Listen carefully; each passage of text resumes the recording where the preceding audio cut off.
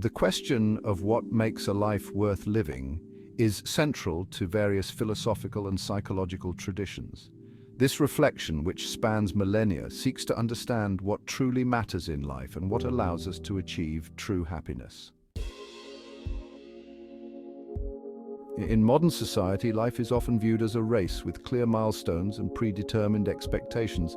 Study, work, marry, have children, work more, retire, and then, maybe, enjoy life. This linear and structured vision may result from an overvaluation of work and productivity. But is this really the only way to live? In the United States, one of the most work-oriented societies, this question has gained prominence in recent discussions about mental health, work-life balance, and life satisfaction. And to explore this question, we return to ancient Greece, specifically to Athens, where philosophers and thinkers tirelessly debated ethics, morality, and the nature of existence.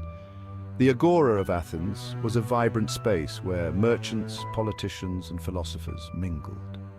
In this intellectually fertile environment, many of the ideas that shaped Western thought were developed. Among these ideas is Stoicism, a philosophy that emerged around 300 BCE with Zeno of Citium, who began developing his teachings after a series of personal misfortunes.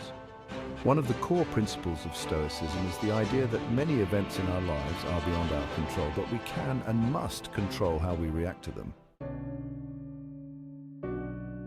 In the United States, a culture often focused on control and achievement, Stoicism offers an interesting counterpoint, encouraging a more tranquil and rational approach to life's uncertainties.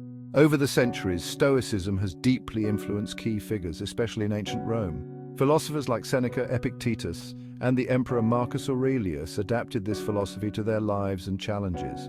In today's United States, many individuals, especially in the context of increased attention to mental health, find comfort in Stoicism as a way to cope with anxiety and stress. The idea of focusing on what is within our control and serenely accepting what we cannot change has gained popularity, particularly among entrepreneurs, athletes, and even business leaders. The Stoics believed that life should be guided by virtue and that happiness was the ultimate good. They identified four cardinal virtues: wisdom, courage, justice, and moderation. For the Stoics, wisdom is not just about accumulating knowledge, but about understanding and accepting reality in a calm and rational manner. Justice is linked to how we treat others and act with fairness. Courage involves facing what is necessary without giving in to fear. And moderation is the ability to avoid excesses and live in a balanced way. These virtues are deeply interconnected. You can't be courageous without wisdom, for example, because without a rational understanding of reality, courage can turn into recklessness. Similarly, moderation is only possible if we have the wisdom to understand our desires and limits. An important aspect of Stoicism is the distinction between what we can and cannot control. This distinction is key to living a peaceful life and avoiding unnecessary emotional disturbances.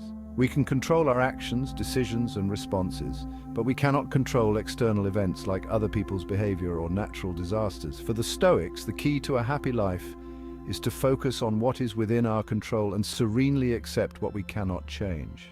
In the United States, a culture often geared towards achievement and control, this idea may seem counterintuitive. However, many Americans, especially in the context of rising rates of anxiety and burnout, have found in Stoicism a healthier approach to coping with the pressures of modern life. Another fascinating aspect of Stoicism is its approach to death.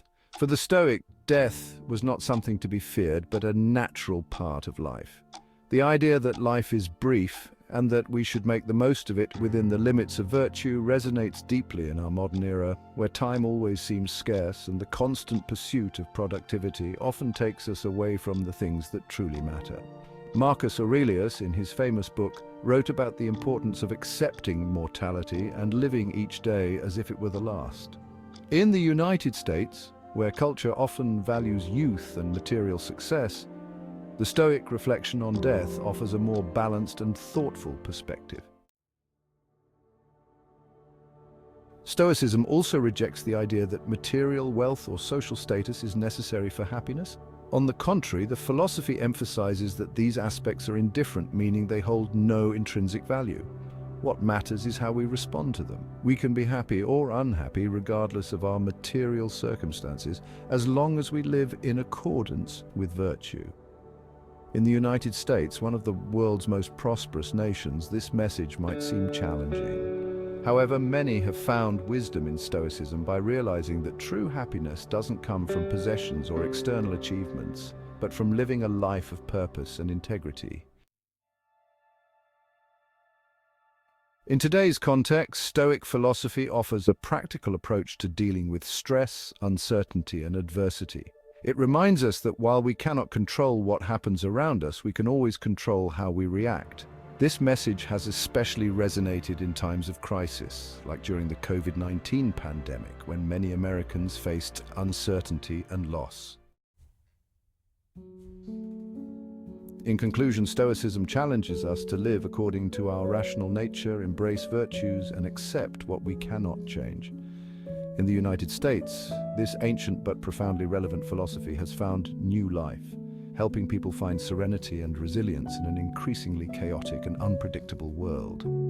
As Seneca said, we suffer more in imagination than in reality.